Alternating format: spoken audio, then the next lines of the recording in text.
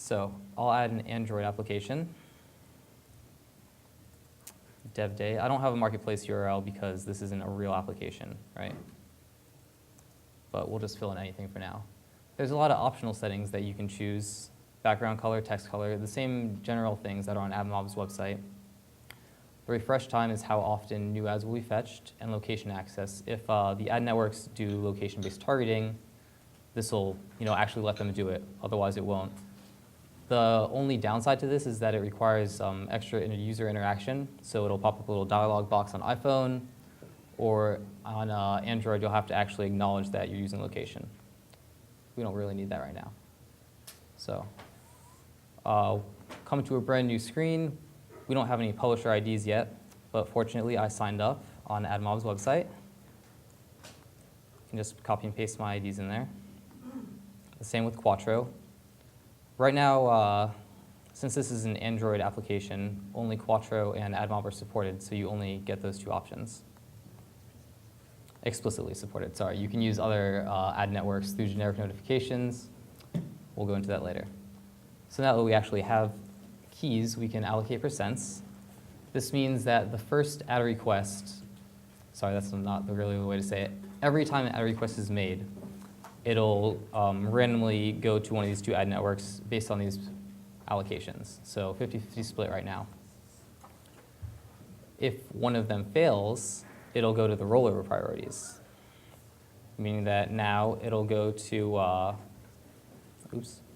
it'll go to AdMob first. If AdMob fails, it'll try Quattro, and then finally it'll go to generic notifications, which are always served because that's handled on our servers in particular.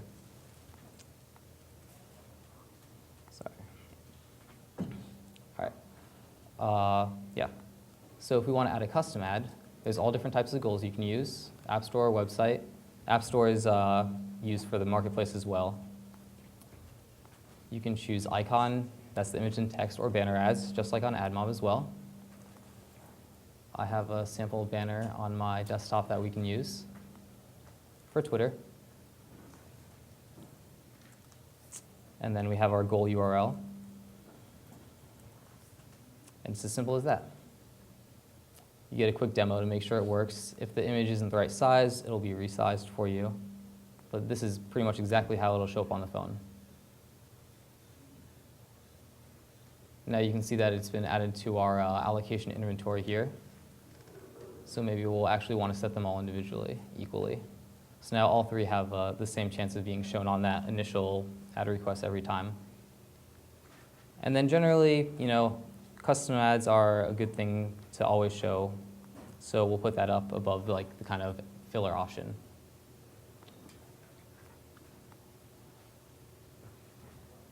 All right, so if everything goes right, we'll see AdMob 1, Quattro 2, custom ads, and then generics.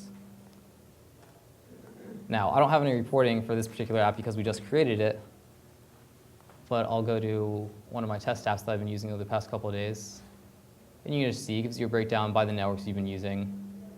If you hover over the data points, you can see kind of exactly where your requests are going. And then the same thing works for house ads. You can get a click-through rate with your banners. I mean, it's only a test banner that I clicked on once, but you get the idea. Yeah. So any questions on the website before I move on? Yeah. You manage in your own application which one you're going to get, or? Yeah. So for managing which ad networks are called, is that your question? Yeah. That's where the allocations comes into play. It's randomly decided based on these percents. So as far as the application is concerned, how do you implement it? Oh, we'll go into inside with the actual SDK. I'm sorry, I So don't. inside the application, yeah. Yeah, we'll be going You into. have both SDKs and call them, and you have to manage them, right? Yeah, we'll go into how to integrate the AdWhirl SDK in a second. But yeah, this is all you need to do on the server side. The SDK takes care of the logic for you. Yes? Okay, so let's say I have 3 ad networks. Let's say I'm using AdMob, Quattro, and Millennial. Okay. And so let's say in the allocations I've just done basically a third for each. Mm-hmm. And on the rollover, I have AdMob first, then Quattro, then Millennial. Yes. And let's say that the first network that gets shown is Millennial, so, but that network doesn't build the ad Okay. So then it'll go to the rollover. The first one obviously is AdMob. So what happens if AdMob doesn't fill that request? Is Quattro called again, or will it go straight to the left? It'll get daisy chained down the line until it hits something that can fill it. But Quattro will get called again because that's the first one. It gets called, that varies depending on whether it's Android or iPhone. Okay. Right now, it'll get called again in Android, but not in iPhone. Okay, cool. Yeah. Thanks. Any more website questions? All right, then we'll move on to the Android SDK. So really quick, what we're going to be doing for this one, we already have a basic Hello World app with nothing else. I've signed up with the ad networks as we did before, and I put in my allocations and keys and everything. And I also went to the ad networks and I downloaded their SDKs, and then I downloaded the AdWhirl SDK from the Google Code project. We'll show you where to get that exactly in a second. So Android is pretty easy. Just add the SDKs, add permissions, and then actually we'll instantiate like the add request object. So this is our blank Hello World app, not too fancy yet. And a brand new Eclipse project,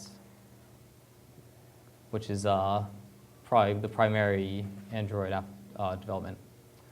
So I have a bunch of code samples in the sample code on the Google Code website, code.google.com. If we look in the source, we can get some of that pretty easily. Of course, you can do this however you want, but just to show. So first off, we need to give the application internet permission. Otherwise, we won't be able to reach our servers. So in your manifest, you'll just want to copy that line and add it.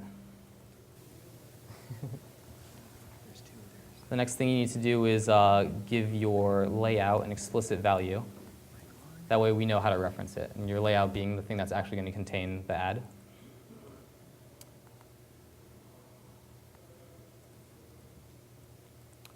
And finally, we need to instantiate the AdWhirl object. So, yeah.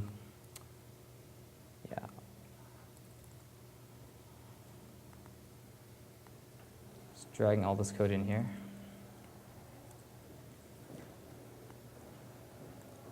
Okay, so we have build errors because we didn't actually have the libraries. I have the libraries on my desktop ahead of time. We can just drag them into our project. The actual source code is available on Google Code if you want as well, but it's a lot easier to just use the kind of bundled version. We add them to the project. We can right-click on them to add them to the build path, so Eclipse actually knows where it is. Oop. All right, now back to the code. Sorry. So first off, we find the layout we want to add it to, which again, in our case, is layout main. We don't really need any troubleshooting. We can create an AdWhirl layout object with our SDK key. You can find your SDK key on the AdWhirl website, right at the top there.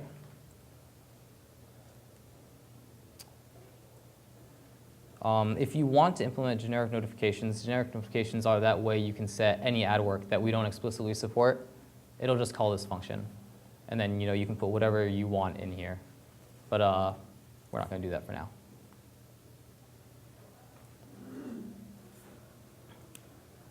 Then next we need to actually set the size of it. We're going to do 320 by 52. If you remember from earlier, most ad formats are only 50 pixels high, but Quattro puts a little bit more, so that'll accommodate all ad sizes. The other ones will be stretched slightly, but you can't really tell. And that's it. So we're going to try to build it, and hopefully everything will go great. I have a sample Nexus 1 emulated.